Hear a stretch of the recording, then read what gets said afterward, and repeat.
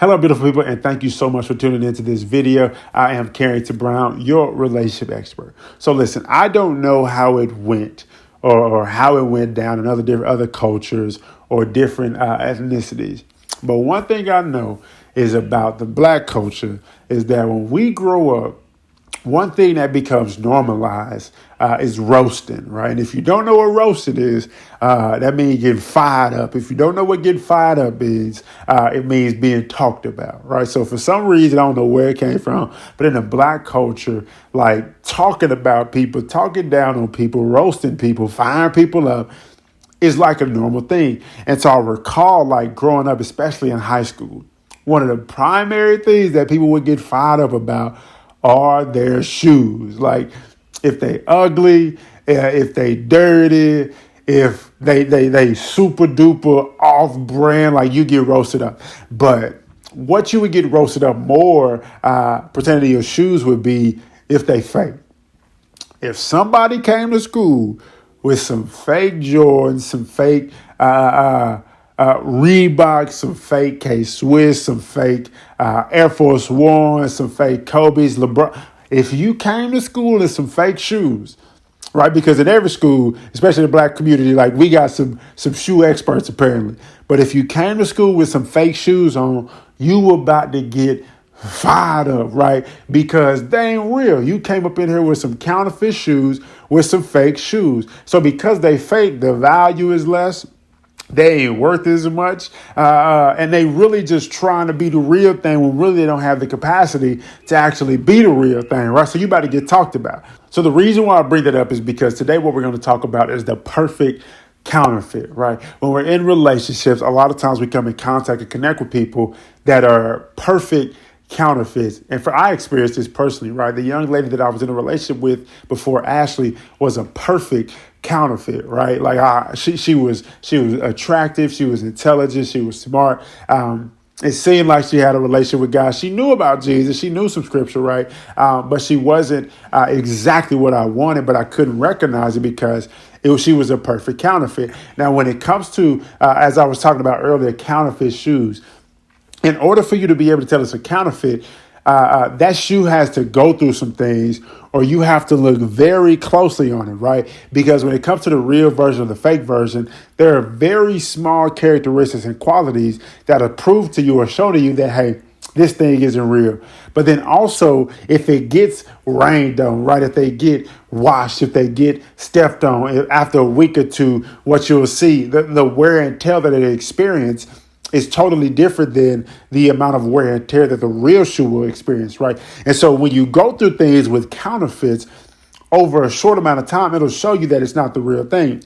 And so in my previous relationship, how I realized that it wasn't a real thing is because as things started to go on over a short amount of time, things started to come out that showed me and proved to me that, hey, this was not the real thing. And so the reason why I want to talk to you guys about this today is because a lot of y'all are in situations designing relationships. And what I want you to understand is that you desiring that relationship is a great thing, right? But you need to be in pursuit of God more for clarity about the relationship, because the enemy will send you exactly what you're praying for just to fulfill an underlying desire for what you're praying for. And this is what I mean by that. So the enemy will observe you to see if you battle with low self-esteem, insecurity, fear of rejection, lacking value, or just experiencing loneliness. And he'll send you somebody that's exactly who you think you wanted, exactly have characteristics on the outside that you pray for, but they are not they are not a godsend. God did not send them to you, but the devil has sent it to you to keep you preoccupied with them, to keep you from the true blessing that God has for you. The devil will send you a perfect counterfeit, right, of what you've been praying for, just so he can fulfill the loneliness or the insecurity or the lacking of value or the feeling of being worthless that you have long enough to cause you to miss your blessing. And so when it comes to being in contact with a perfect counterfeit, there's a couple of things that you can do to recognize if they are counterfeit or not. So one thing is this. One thing you could do, and the primary thing you need to do, is go to God for clarity. Right, when I went to God for clarity about the previous relationship I was in, he gave me multiple signs. And the last sign was a dream that I had, and I'm not even going to go into, right? But it was a dream that I had that made me realize, okay, I'm tripping. I need to leave this alone for real. So the first thing you need to do is, if you think you might be dealing with a perfect counterfeit, is you need to go to God in prayer and ask God to give you clarity. And listen, when you ask God to give you clarity, don't hope that the information or the response that he gives you is that this is the person that you're supposed to be with. When you ask God for clarity, be open to the truth that, hey, this ain't the person. Because a lot of times we go to God for clarity, he gives us an answer. But because we want this person so bad, because we don't want to be by ourselves or single so bad, we'll hold on to this person, try to make them who we want them to be. Don't work like that. So the first thing you need to do is you need to go to God for clarity. The second thing you need to do is you need to go back and look at your non-negotiables and ask yourself, does this person really align with my non-negotiables? I got these 5 non-negotiables that are my minimum standards.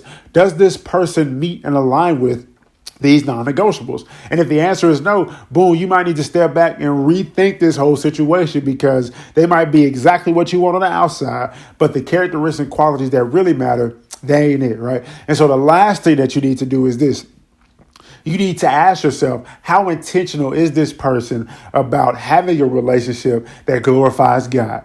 Right. And I'm not saying that you need to check this on behalf of their actions pertaining to, hey, you made a comment, you made a statement, so now they're doing things different. But more so from a perspective of, you made a comment and you apply to perspective and they realize, hey, you know what? You right. I'm wrong. Let me pursue my relationship with God personally so that I can be not only a better man for you or a better woman for you, but a better man or woman for myself. Right. So when we talk about recognizing and determining whether we're dealing with a perfect counterfeit, first thing you need to do is pray to God. Go to God for clarity, because he'll give it to you. Second thing you need to do is get out those non-negotiables, weigh this person next to it. And the third thing you have to do is you need to ask yourself, how intentional are they about creating and building a relationship with God, yes, but then also building a relationship that glorifies God, right? Thank you guys so much for tuning into this video. I hope and pray that it has helped you. If you don't already, follow me on all social media platforms. I'm at TheCarringtonBrown. If you haven't already, click the link to take advantage of the free Are You Prepared for Marriage quiz. I get a lot of emails, my wife and I, a whole lot of emails about people